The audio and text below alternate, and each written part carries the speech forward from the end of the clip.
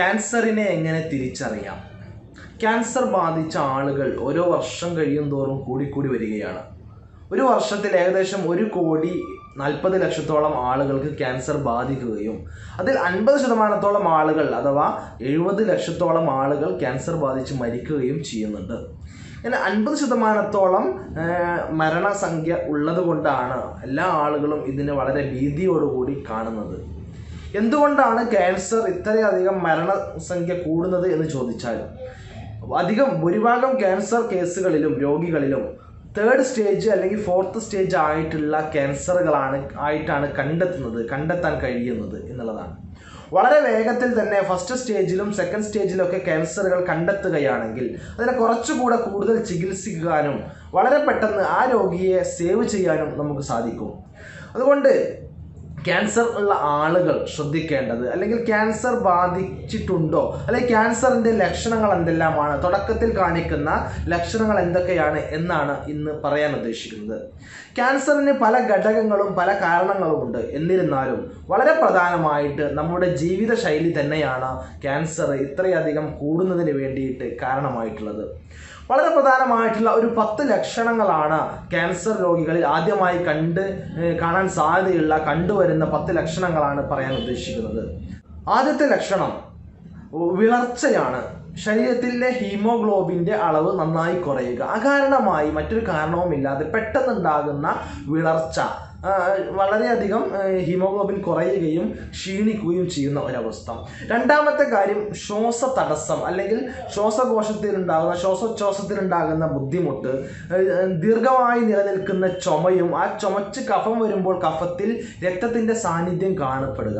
ഇത് എല്ലാം ഈ ഒരു ക്യാൻസറിൻ്റെ ലക്ഷണമാവാൻ സാധ്യതയുണ്ട്. അതുകൊണ്ട് ഡോക്ടറെ കാണിക്കുകയും തുടർ നടപടികൾ സ്വീകരിക്കുകയും ആവശ്യമാണ്.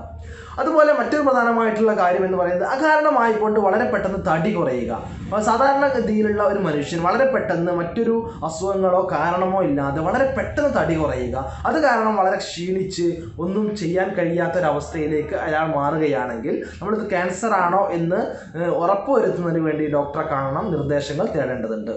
മറ്റൊരു പ്രധാനപ്പെട്ട കാര്യം, മൂത്രമൊഴിക്കുമ്പോൾ മൂത്രത്തിൽ രക്തങ്ങൾ ഉണ്ടാവുക, രക്തത്തിൻ്റെ പാടുകൾ മൂത്രത്തിൽ കാണപ്പെടുക എന്നുള്ളത്. അല്ലെങ്കിൽ മൂത്രമൊഴിക്കുമ്പോൾ കൃത്യമായി മൂത്രമൊഴിക്കാൻ കഴിയാതെ മൂത്ര തടസ്സമോ അല്ലെങ്കിൽ മൂത്രം ഉറ്റി വീഴുന്ന അവസ്ഥയോ ഉണ്ടാകുന്നതും അത് സംബന്ധമായിട്ടുള്ള ക്യാൻസർ ഉണ്ടാവാൻ സാധ്യതയുള്ള ഒരു ലക്ഷണങ്ങളിൽ ഒന്നാണ്. അതുപോലെ തന്നെ സ്തനാർബുദം, ബ്രസ്റ്റ് ക്യാൻസർ എന്ന് പറയുന്നത്, അതിലുണ്ടാകുന്നതാണ് സ്തനങ്ങളിൽ ഉണ്ടാകുന്ന മുഴകൾ.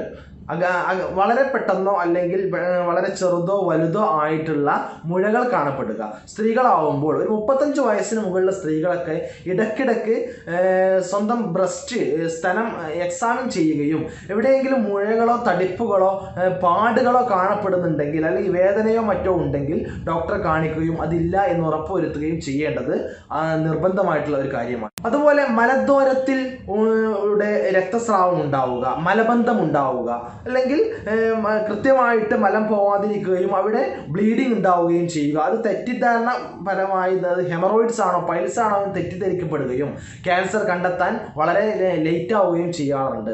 അതുപോലെ തന്നെ മറ്റൊരു പ്രധാനമായിട്ടുള്ള കാര്യമാണ് പ്രോസ്റ്റേറ്റിൽ ഉണ്ടാകുന്ന മുഴകൾ. പ്രോസ്റ്റേറ്റ് ഗ്രന്ഥി, പുരുഷന്മാരുണ്ടാകുന്ന പ്രോസ്റ്റേറ്റ് ഗ്രന്ഥിയിൽ മുഴകൾ ഉണ്ടാവുക, അത് കാരണം മലബന്ധം ഉണ്ടാവാം, അല്ലെങ്കിൽ മൂത്ര തടസ്സം ഉണ്ടാവാം. അത്തരത്തിലുള്ള ക്യാൻസറുകളും ഉണ്ടാവാൻ സാധ്യതയുണ്ട്. മറ്റൊന്നാണ് ആർത്തവ വിരാമമുള്ള സ്ത്രീകൾക്ക്, അഥവാ ആർത്തവം നിലച്ചു പോയ സ്ത്രീകളിൽ വീണ്ടും ആർത്തവം വരിക. അപ്പോൾ അത് വീണ്ടും ആർത്തവം തന്നെയാണ് വരുന്നത് എന്ന് തെറ്റിദ്ധരിക്കാതെ അത്തരം ഉണ്ടാകുന്ന ബ്ലീഡിങ്ങുകൾ കൺഫേം ചെയ്യുന്നതിന് വേണ്ടി ഡോക്ടറെ കാണിക്കുകയും എന്തെങ്കിലും യൂട്രസ് സംബന്ധമായിട്ടുള്ള ക്യാൻസറുകളോ മറ്റോ സെർവിക്കൽ ക്യാൻസറുകളോ ഉണ്ടോ ഇല്ലയോ എന്ന് കൺഫേം ചെയ്യുകയും അത്യാവശ്യമാണ്.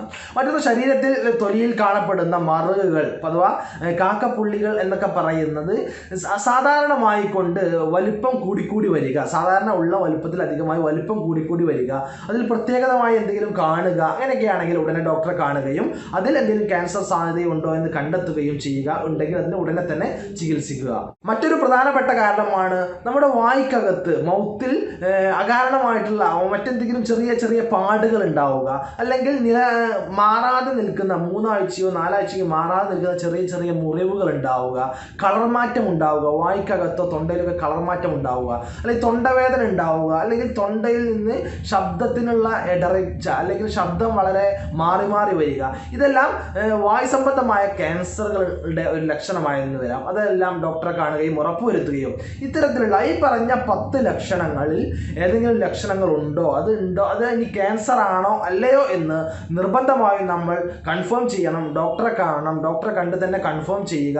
എന്നിട്ട് ഇത് ആവശ്യമാണെങ്കിൽ അതിന് കൃത്യമായിട്ടുള്ള ചികിത്സയും എടുക്കുകയാണെങ്കിൽ ക്യാൻസർ അതിൻ്റെ 3rd സ്റ്റേജിലേക്കും 4th സ്റ്റേജിലേക്കും പോകാതെ നമുക്ക് അതിൻ്റെ 1st സ്റ്റേജിലോ 2nd സ്റ്റേജിലോ തന്നെ അതിനെ പിടിച്ചു നിർത്താനും കൃത്യമായിട്ട് ചികിത്സിച്ച് പൂർണ്ണമായിട്ട് ഭേദമാക്കാനും കഴിയും. അതിനുള്ള ചികിത്സാ രീതികൾ ഇന്ന് ഒരുപാട് നമ്മുടെ നാട്ടിൽ ലഭ്യമാണ്.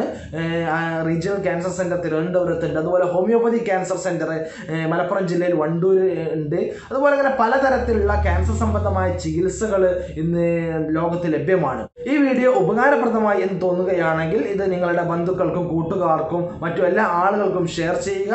മറ്റൊരു വീഡിയോയുമായി നമുക്ക് വീണ്ടും കണ്ടുമുട്ടാം. നന്ദി, നമസ്കാരം.